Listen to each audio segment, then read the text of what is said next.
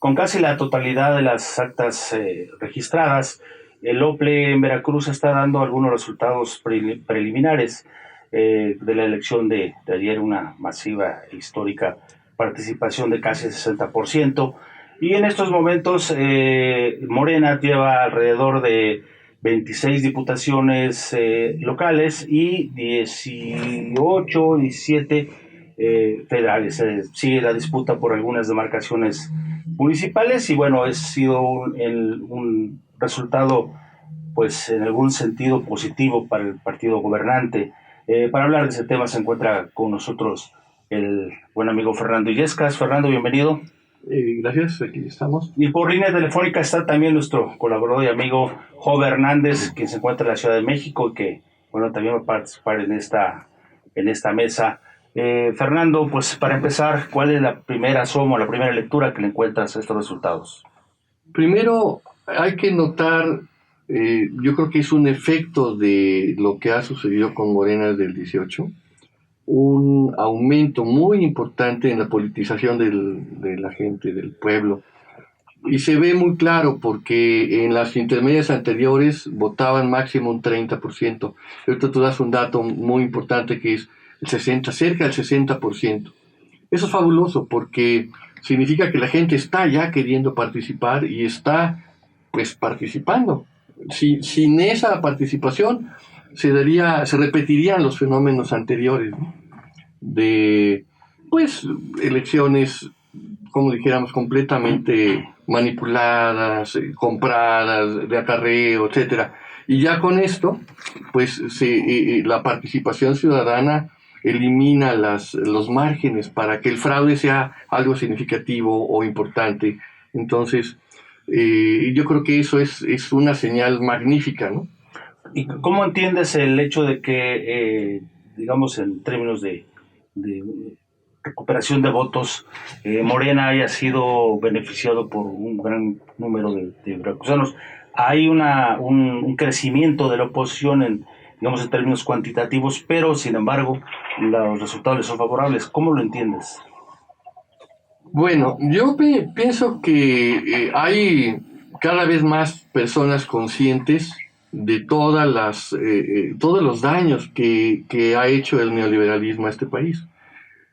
Y se van enterando cosas que la gente que estuvo, digamos, en las corrientes de izquierda, pues era pan de todos los días saber de esos datos, pues se van enterando muchas otras personas.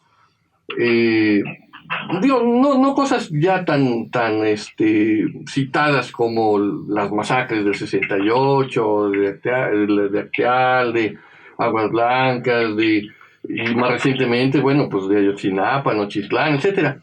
Porque no es nada más la actitud, es así autoritaria de esos gobiernos, sino que pues es la actitud de entregar el país a los extranjeros, ¿no? O sea, hay datos como por ejemplo la barda del Borolas, que costó 640 millones de dólares aproximadamente, y ahorita con 650 millones se compró la mitad de una refinería que produce la misma cantidad de lo que va a producir Dos Bocas. Entiendo que, digamos, este vuelco, ¿no?, que le ha dado el gobierno federal a la política económica y social del país ha sido favorable para efectos de que Morena recupera votos. Sí, claro. Yo creo que el problema es que hay muchos medios desinformando, pero hay gente que nos gusta informarnos o informar a otras personas y de alguna manera esa información pues es la que va haciendo una concientización, una politización, y es lo que, digamos, el por qué en este caso Morena tiene un resultado favorable y por qué conserva la mayoría en la coalición, en la Cámara Federal.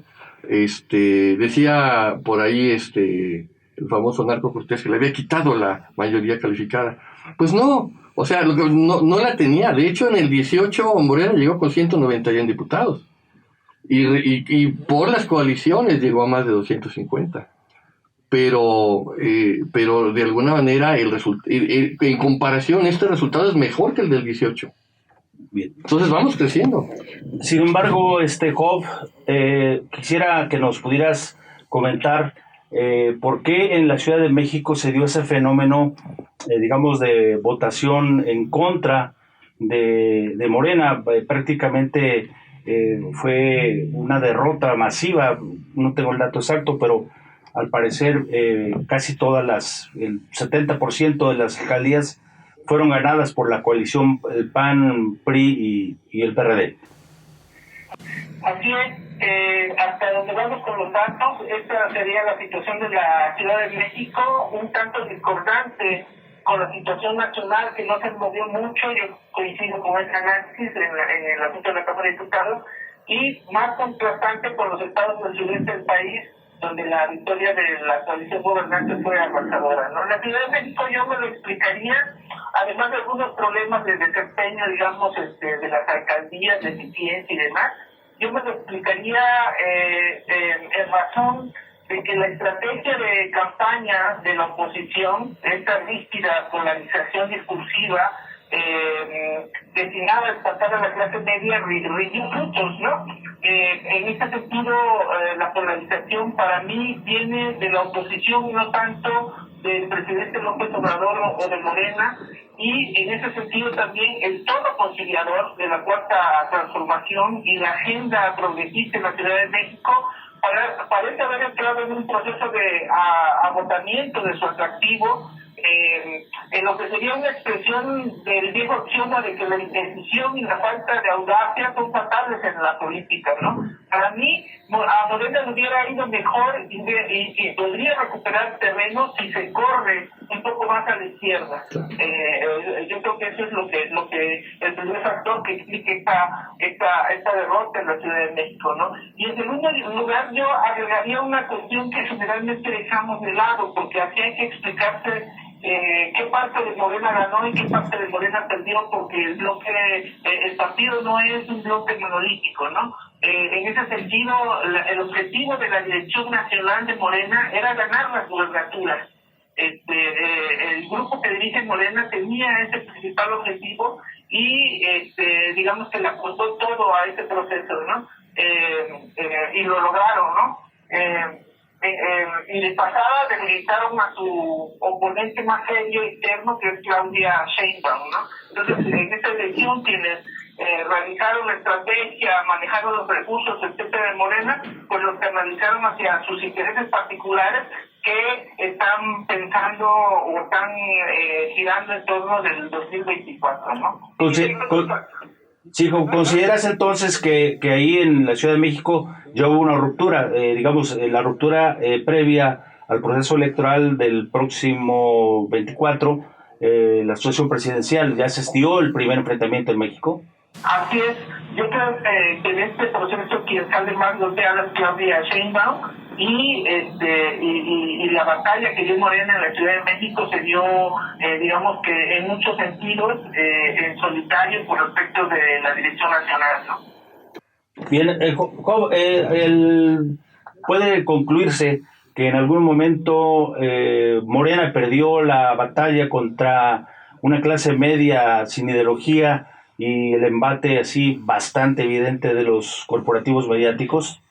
Yo creo que sí, ese es el primer factor que para mí explicaría esta situación, ¿no? La campaña muy agresiva de la oposición parece rendir frutos, ¿no? Y por el otro lado, algunos errores internos pues abonaron a este proceso, pero hasta la distribución territorial de la votación apunta a que el ánimo de la clase media se movió hacia la oposición en esta ocasión, ¿no?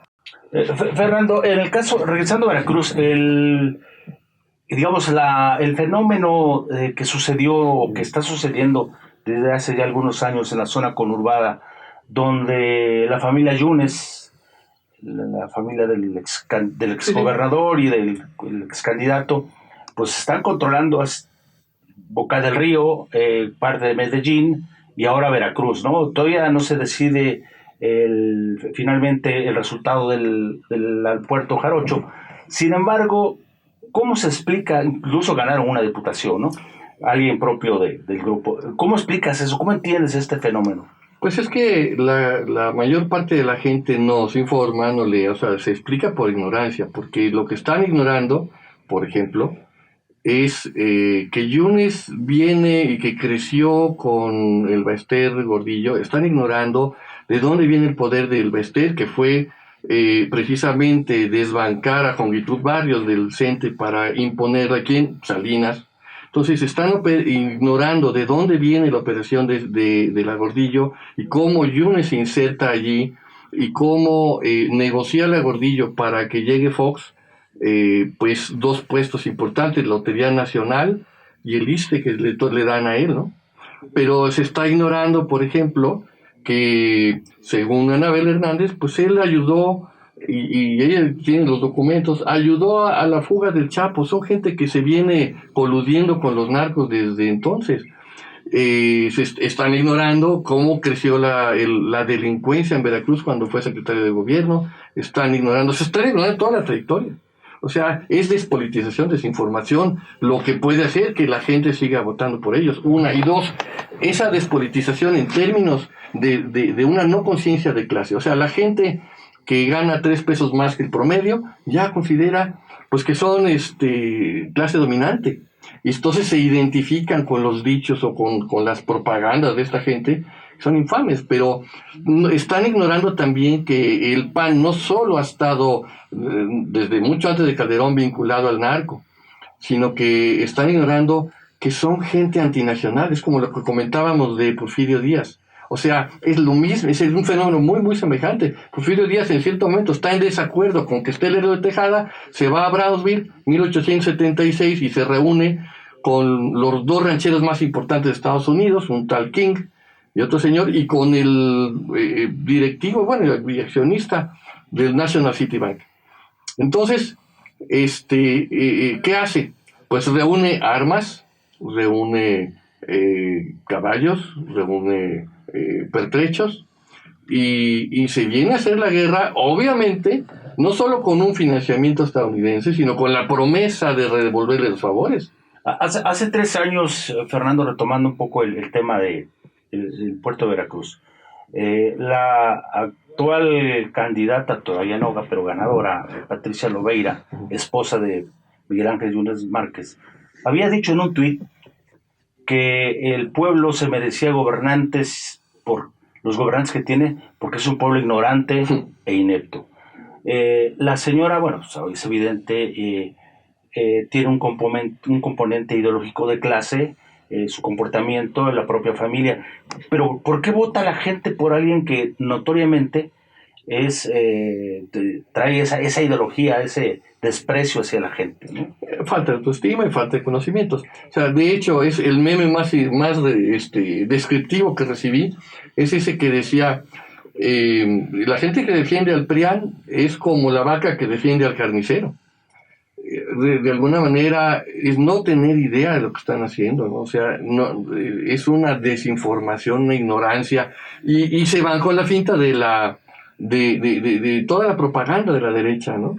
Uh-huh. Entonces, y también porque finalmente las clases medias creen que con 3 pesos más ya son una clase distinta, ya no son la chusma, y entonces por ahí va acierta la propaganda de la derecha, acierta a moverles el ego, ¿no? A llegarles por la vía del ego, pero no por la vía de la información de quién es quién, ¿no?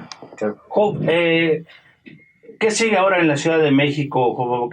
¿Se va a recomponer el partido de Morena? Claudia Sheinbaum, ¿qué crees que haga, para como control de daños después de este proceso electoral?